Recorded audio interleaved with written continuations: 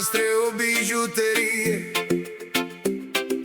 Dacă o descoperi în călătorie, spre nord dacă merge una, spre sud dacă merge alta, diferit, frumos și spectaculos,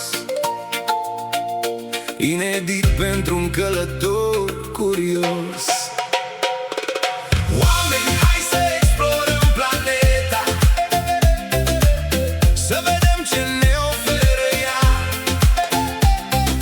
să-i descoperim munții și marea, insulele, fauna și vegetația, oamenii, etnicii și popoarele, cultura, gastronomia și simbolurile. Diferiți, dar egali, suntem pe Terra. Eu, tu, el, ea și toată lumea. Europa este bătrânul continent care va fi aici permanent. Are Parisul cu turnul Eiffel și Londra cu Trafalgar Square. Ne impresionează cu pastele sale și cu vinul de Porto nu oarecare. Prin dansul flamenco te surprinde când vezi Budapesta, n-ai cuvinte. Să nu uităm de nordul înghețat care te surprinde neîncetat. Fiorduri, muzică și Moș Crăciun, asta e Europa mea, drag, o spun. Acolo e și România noastră care te întâmpină măiastră, cu bunătăți mici, sarmale, cu mămăligă și grătare, cu voie bună cum românul știe. E ceva de vis, e ferie.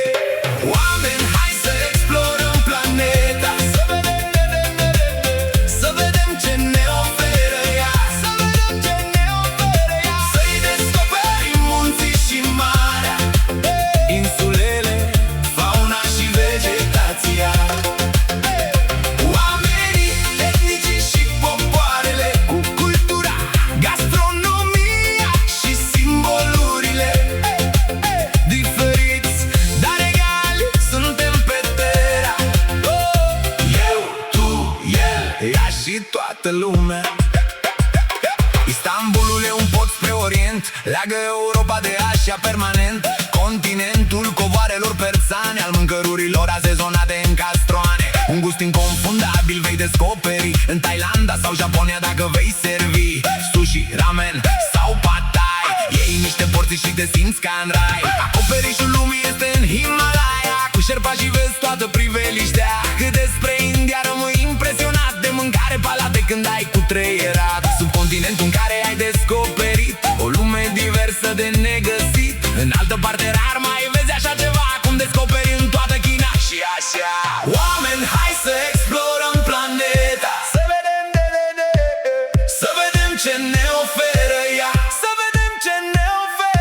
să-i descoperim munții și marea, insulele, fauna și vegetația, oamenii, etnicii și popoarele, cultura, gastronomia și simbolurile. Diferiți, dar egali, suntem pe Terra. Eu, tu, el, ea și toată lumea. Spre lumea nouă pornim acum. Ne trebuie o barcă să traversăm Pacificul, îl parcurgem, zărim vulcani, atoli, plaje, insule. Nu credeam că sunt așa multe. Hawaii ne impresionează mult. Grau vulcani și nu vă mint, în California ai de văzut ce au acolo, rămâi mut de fapt. În toată America de mergi, o să vrei să faci un road trip, să alergi, să vezi statuia libertății Yellowstone. Apoi iei avionul și mergi în Kingston, să asculti niște reggae jamaican. Apoi să faci chicaron colombian, la Medellin, la Guatape, danse salsa pe neresuflate. Apoi o samba braziliană să încerci, rămâi uimit dacă mă înțelegi. La capătul lumii, în Ushuaia, poți vedea oceanul și ploaia. Oameni, hai să explorăm planeta, să vedem ce ne oferă ea, să-i descoperim munții și marea, insulele, fauna și vegetația, oamenii,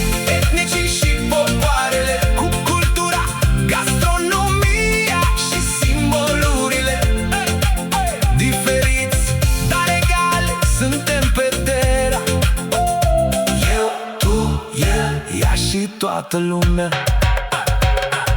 Pleci peste Atlantic spre Africa, vii dinspre vest, unde în savană vei vedea de fapt leul cu coamă cel adevărat. Oameni din triburi vei găsi, tradiții și obiceiuri zi de zi. Spre Kilimanjaro din Arusha pornești să nu uiți mănușa. O bună speranță vei descoperi undeva în partea de jos a Africii. Și uite așa noi am călătorit în jurul lumii și-am descoperit că pământul este pentru toți. Pace să fie între oameni, frate.